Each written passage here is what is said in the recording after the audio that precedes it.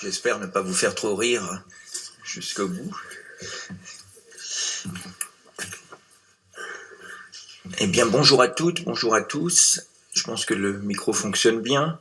Je souhaiterais tout d'abord remercier Marie-Hélène Bentière de m'avoir convié à cette journée d'études, et je remercie également Isabelle Chave et Monsieur Personnaz et tout le personnel du ministère de la Culture et de l'INP d'avoir pris le risque de me choisir pour modérer cette journée, moi qui, goûteur de jardin, goûte les instants et l'éternité et n'ai aucun sens des horloges. Mais je vais vous proposer dans la quinzaine de minutes qui suit un petit avant-propos que Madame Chave a déjà bien préparé d'ailleurs, et qui sera une synthèse, donc bien sûr très personnelle, mais qui tentera de présenter les enjeux, on va dire les enjeux des différents liens entre jardin et vue. Alors parfois, cet avant-propos s'apparentera à un détournement, enfin j'espère que vous n'y verrez pas de subversion, puisque les réflexions que je vais apporter, les quelques images, eh bien, sont empruntées à la recherche consacrée à l'Angleterre et au Pays de Galles des XVIIIe siècle, mais je vous assure, il n'y aura pas de subversion de la journée nationale du rendez-vous au jardin.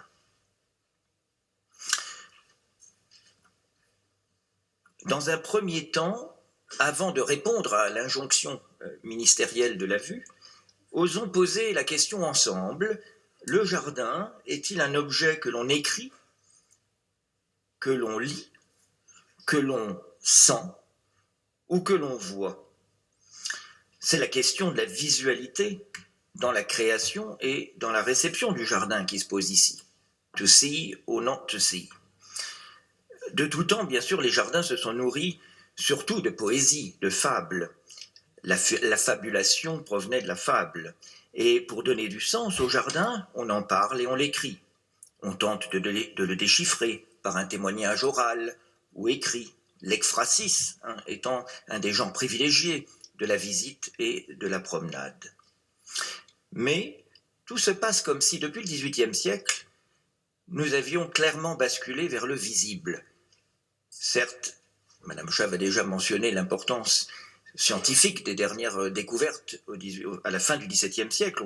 On pense à Newton principalement, mais aussi à toute la recherche européenne sur l'optique, et puis bien sûr au prisme de la lumière, qui a tant d'ailleurs influencé la poésie également, et Thomson qui rend hommage souvent, ainsi que la poésie française, au prisme de la lumière.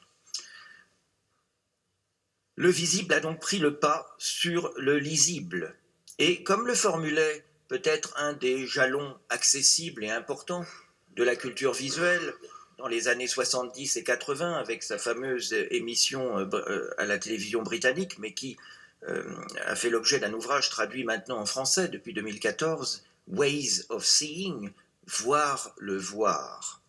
Et comme l'écrit John Berger, qui s'intéressait beaucoup au jardin et au paysage, le voir précède le mot, c'est la vue qui marque notre place dans le monde. Certes, mais le désir d'imager n'a pas pour autant remplacé le goût des mots et de la diction. Pas plus que le diktat de l'œil dans nos sociétés contemporaines ne doit faire oublier l'importance des autres sens que sont l'ouïe et l'odorat. L'enchantement au jardin n'est-il pas une symbiose ? Il est donc clair, à mes yeux, en ce préambule, qu'on ne saurait voir un jardin sans le mettre en mots, sans vouloir le sentir, sans vouloir le toucher, sans se priver également de ses souvenirs, de son déjà-vu intérieur, de ce qui vient se greffer sur notre vue. Parce que la frontière entre les impressions visuelles, le vu, et le déjà-vu, les impressions mentales, cette frontière est très ténue, et les sciences cognitives, sans aucun doute à l'avenir, ne manqueront pas de nous éclairer plus avant. Le régime de la vue doit être complété de ce que j'appelle le régime de la vision, le régime de l'invisible. Nous voyons parfois les yeux fermés, avec nos visions intérieures et antérieures. Ceci étant posé, j'en reviens à l'injonction ministérielle, nous pouvons désormais investiguer plus avant le pouvoir du visuel dans les jardins. Et Madame Schaff parlait d'une déclinaison facile ou aisée pour les manifestations, des rendez-vous au jardin. Je crois que dans un premier temps, on ne peut, c'est indéniable, que reconnaître un rapport d'évidence entre le jardin et la vue. Il paraît indéniable que la création et l'expérience des jardins sont des lieux privilégiés pour solliciter la vue.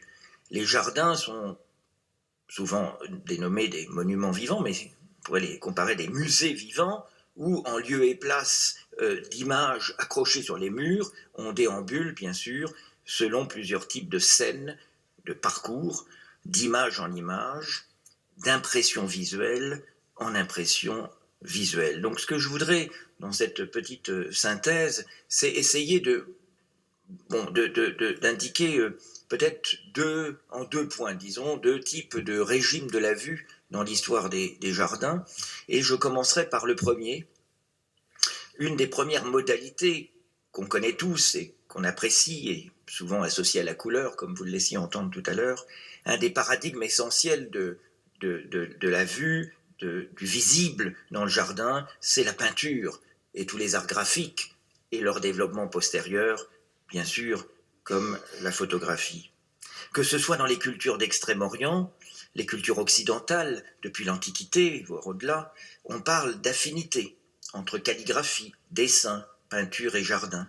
Il y a comme un aller et retour entre les vues dans les tableaux et les vues dans les jardins, aussi bien d'ailleurs du point de vue de la création que de la réception du jardin. Côté création, c'est bien connu, le jardin s'est nourri du lexique pictural, avec sa scénographie en premier, second et troisième plan, sa grammaire de fabrique, ses points de vue, ses repoussoirs, autant de termes d'habitude employés dans le vocabulaire pictural, ses attrape-l'œil en anglais, ses eye catchers. Tout ceci a légitimé, jusqu'à un certain point, que l'historiographie croise jardin et peinture, ce qui a donné naissance, d'ailleurs, au terme bien connu, mais plus complexe qu'il n'y paraît, au terme de pittoresque. Côté réception, la peinture sert et promeut la visibilité des jardins. On pense ici bien sûr à toute la tradition de la peinture de vue, Vedutta, les peintures murales dans les châteaux, dans les villas italiennes, comme ces peintures bien connues, en demi-lunettes, des villas médiciennes, et puis tout l'art topographique, ainsi que les cartes, bien sûr, auxquelles il sera fait référence ce matin. Et le jardin a véritablement encouragé une culture matérielle de l'imprimé, des illustrations, des vignettes.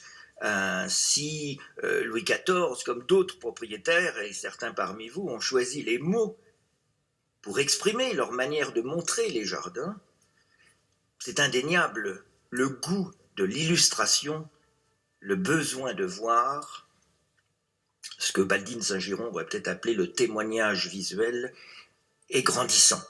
Le besoin de cartographier pour le paysagiste, le besoin d'avoir un plan pour le visiteur, et bien sûr le goût des vues gravées. Je montrais ici les planches qui illustrent un des premiers guides de Stowe en Angleterre. Mais en retour, le jardin, en véritable machine à voir, a servi la cause de la peinture. Et si, par ce détournement que j'ai mentionné, je reprends le cas de l'Angleterre à la fin du XVIIe siècle, j'ai montré que le jardin était une espèce de laboratoire de la peinture. À partir du moment où les peintres natifs britanniques reprennent confiance avec ce malaise iconoclastique que connaît l'Angleterre après la Réforme, eh bien les peintres ont beaucoup appris, des topographes flamands et italiens, mais ils se sont émancipés dans et par le jardin en pratiquant ce qu'on appelle les portraits de jardin. Ici, on voit des vues de Samuel Scott, de Richard Wilson, et puis bien sûr l'enfance, c'est-à-dire l'adolescence de Turner qu'on fête cette année à Londres. Eh bien, cette adolescence picturale a débuté dans les jardins. Ce sont des records, des archives visuelles, et on voit ici Richard Wilson représentant les villas le long de la Tamise. Et la villa de Pope et la villa de Marble Hill, le long de la Tamise à Twickenham et à Richmond. Les liens de parenté, bien sûr, que les peintres puis les photographes, et nous allons y faire honneur aujourd'hui, tout à l'heure, eh bien, ils ont noué avec l'espace du jardin des liens qui sont innombrables. Et ici, dans cette synthèse, c'est totalement impossible d'y rendre compte. Petit clin d'œil simplement préparatoire avant la journée. On pense à Henri le Sidaner dans son jardin, mais bien connu internationalement, la figure également de Monet, que je montre ici dans un tableau aux États-Unis, Monet peignant dans son jardin à Argenteuil. On pense aux entrelacs constants entre les nymphéas de son jardin et les nénuphars blancs de ses toiles. Et puis, je mentionnais Henri le Sidaner, ici, qui grâce à l'archive photographique est pris en flagrant délit de vue. Mais aussi, comment ne pas penser à Gertrude Jekyll et à sa pensée graphique de la couleur. Et comme la photographie est mise à l'honneur aujourd'hui, il y a ici un témoignage de sa pensée graphique, de sa technique picturale et ses pensées de la couleur. Mais puisque nous mettons la photographie à l'image, rendons compte ici de l'une de ces 2000 photos des jardins prises par Gertrude Jekyll et qui sont au Garden Museum.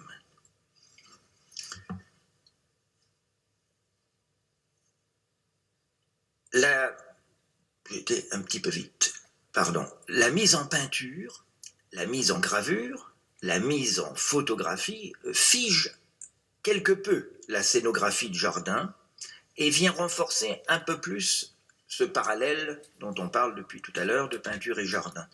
Et je crois que comme garde-fou, on devrait se souvenir, tout à l'heure je parlais des 5 sens, on devrait aussi se souvenir de l'adage d'un des grands penseurs anglais du jardin, Thomas Whatley, en 1770. Le jardin, il dit d'ailleurs gardening, le jardinage est aussi supérieur à la peinture de paysage que la réalité est supérieure à la représentation. Par conséquent, si le jardin constitue une extraordinaire fabrique d'images,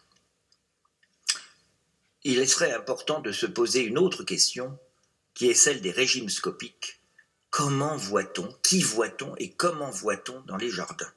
Une autre façon, je passe donc à ce second point, une autre façon de penser la vue dans le jardin, c'est par référence, je dirais, au concept de visualité.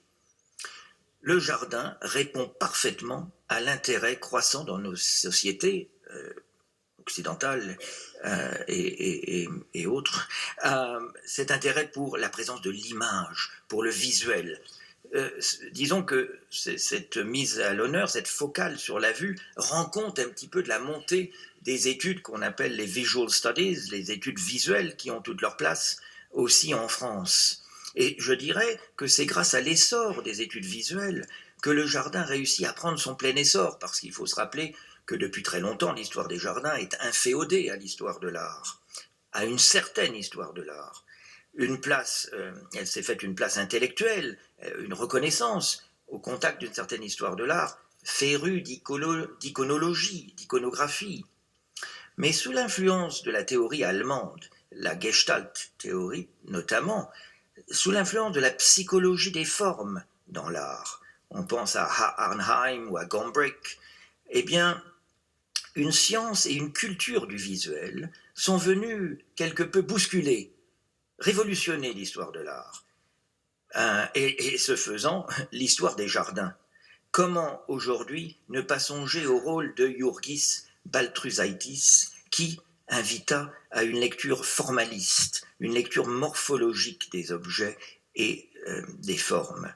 Et bien sûr, il n'y a pas de hasard. C'est lui qui préfaça cette exposition séminale que fut Jardin en France, pays d'illusions, terre d'expérience, coordonnée par Monique Mosser en 1977 à la Caisse nationale des monuments historiques. Donc, je voudrais passer quelques minutes à penser ce visual turn, ce tournant visuel, qui libère sans doute les jardins, l'histoire des jardins, car le jardin n'est plus nécessairement enfermé dans l'iconologie, dans l'iconographie, mais il peut exister comme l'étude du regard. Et dans ce temps imparti, je m'en tiendrai à 2 points en termes d'évolution de la pensée du jardin. La première question importante qu'on abordera aujourd'hui, je n'en doute pas, peut-être un peu moins, mais sur lequel il faut se poser, c'est la question de l'origine du regard. Autrement dit, une question sociale, politique, culturelle, et qui est enrichie très récemment par les études, bien sûr, les interrogations genrées, les interrogations postcoloniales. Qui voit? Comment voit-on? Et pourquoi? Et le deuxième point, qui sera mon dernier, sera la question des cheminements de l'œil. Alors, en effet, John Berger aimait bien, dans ses émissions télévisées dans les années 70, vous rappeler que voir, c'est aussi être vu, ou ne pas l'être, et la question de l'invisibilité de certaines classes sociales. En effet, d'un point de vue social, le jardin est un lieu, on l'a dit, de visibilité, donc de monstration. Et pour reprendre le terme de Guy Debord, on y va aussi pour être vu, et le jardin nourrit une société du spectacle. Je montre ici quelques vues de Jacques Rigaud en France, mais on peut aussi, n'est-ce pas, se tourner vers le caricaturiste Thomas Rowlandson, qui s'est délecté à montrer des couples tout aussi intéressés par les sculptures que par les autres visiteurs dans le jardin. Ce qui d'ailleurs peut mener à des frustrations, puisque le jardin, c'est aussi, n'est-ce pas, des bosquets où on souhaite ne pas être vu, et parfois ce serait souhaitable, comme il le montre également ici.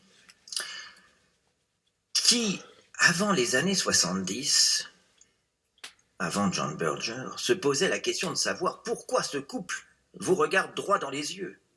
Leur emprise visuelle n'est pas neutre. Et bien sûr, de nos jours, les visual studies en tiennent compte. Regardez-moi, dit Mr. Andrews, regardez mon domaine, mon parc, mon épouse. Regardez-nous, nous sommes l'image de la modernité britannique dans tout son éclat. C'est donc un des éléments de la culture visuelle du jardin qu'il faut aussi prendre en compte. Et puis, pour terminer, je voudrais donner quelques éléments de la science et culture du visuel en proposant, mais très rapidement, une façon de penser, d'étudier en 3 temps différents jardins, enfin tous les jardins, qui seraient toujours de penser à la prévision, hein, au prévoir, et puis bien sûr au voir, qui nous occupe surtout aujourd'hui, au chemin du regard lorsqu'on se promène dans le jardin, et puis ne pas oublier le revoir également. Et certaines technologies qui seront abordées aujourd'hui permettent de revoir ce qu'on ne peut même plus voir.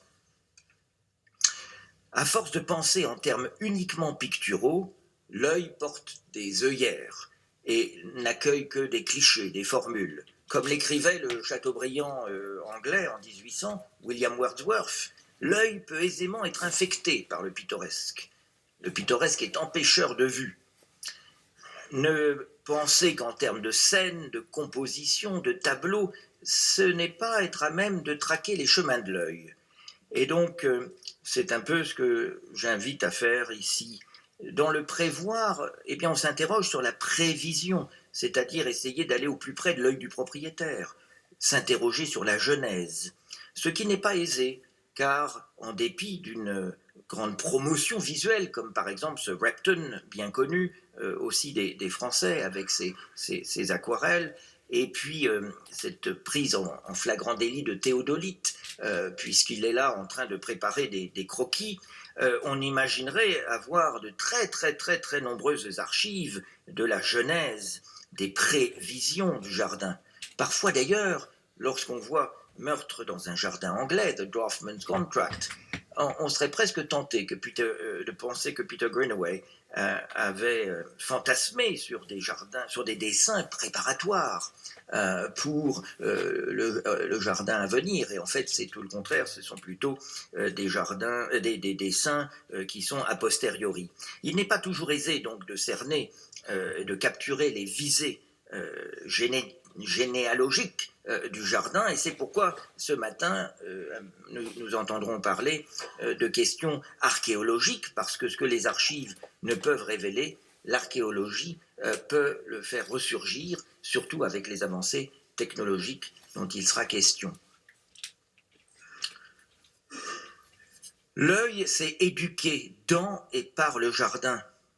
Et je souhaitais proposer, mais le temps passe vite, une esquisse de typologie sur la base de la science du regard. Parce que depuis le XVIIIe siècle, les textes européens, français, britanniques, allemands ont nourri cette science du visuel. Et il y a comme une grammaire du regard très raffinée, parfois rarement égalée dans la critique d'art, dans la critique de tableau. On pense à William Shenstone, à Watley, à Watley en France, au marquis de Girardin, à Hirschfeld en Allemagne. Chaque vue est affublée d'un caractère, d'un état d'âme. La vue d'un sol plat, par exemple, est une objection. Ce n'est pas agréable si la platitude paraît sans fin. Et Watley lui-même donne une clé importante dans la gestion de la topographie. L'œil est lassé, sauf lorsqu'il est soulagé, à point nommé, par une terminaison, une destination qui arrête son regard. Et la puissance de cet arrêt compensera son éloignement. C'est la bonne connaissance du régime du regard, sa psychologie, qui permet de doser en quelque sorte les niveaux et l'étendue de platitude souhaitable. Il y a une véritable analyse morphologique du terrain dans ces textes.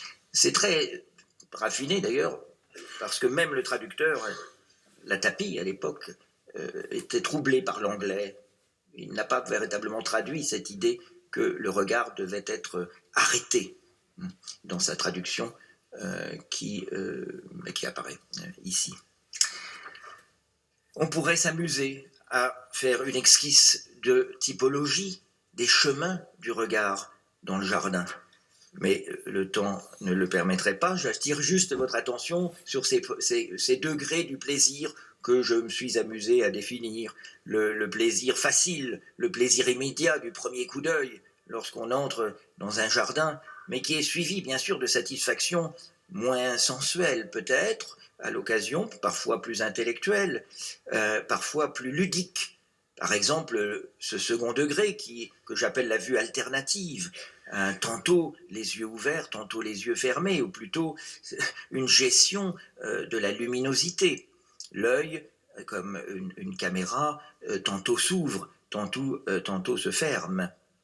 Et puis vous reconnaîtrez aisément d'autres degrés de plaisir dans le jardin, comme la vue en mouvement, qui d'ailleurs est la carte d'identité du jardin par rapport à la peinture. Car l'œil, au lieu de devancer le pied, disait Shenstone, l'œil, au lieu de devancer le pied, l'accompagne. Il y a bien sûr le plaisir bien connu et souvent intitulé pittoresque de la vue fixe, cette vue cadrée depuis un banc, depuis, par exemple, pour le goûter, un point de vue. On trouve dans les textes que j'ai mentionnés aussi ce plaisir de la vue verticale, lorsque l'œil, notamment, est satisfait parce qu'il regarde l'eau de haut en bas. Et puis enfin, comment ne pas atteindre le 7e degré, la vue panoramique, surélevée, soit parce qu'on est sur une petite montagnette, soit parce qu'on est au premier étage de sa demeure, soit parce qu'on est sur un kiosque, qui sait, dans une fabrique gothique, bientôt une montgolfière, bientôt un drone, et qui sait un logiciel numérique de reconstitution des jardins, qui nous élèveront, comme le dirait Monique, à vol de Pégase. Je conclurai ce préambule par une fois de plus un garde-fou. la science et la culture du visuel, sur laquelle nous allons nous entretenir toute cette journée, montrent quand même que tout n'est pas immédiatement donné à voir dans le jardin. Et sans songer à d'autres sens pour les années à venir, ou certaines années passées, j'aimerais conclure non pas sur le mot de vue, mais sur le mot de vision, qui, à mes yeux, rend compte d'un autre tournant majeur, le tournant environnemental. Car on ne saurait voir sans sentir, et la folie du témoignage visuel actuel ne doit pas nous faire oublier l'importance pour l'humain du tactile, de la présence, de l'immersion sensorielle et de la vision intérieure. Je vous remercie.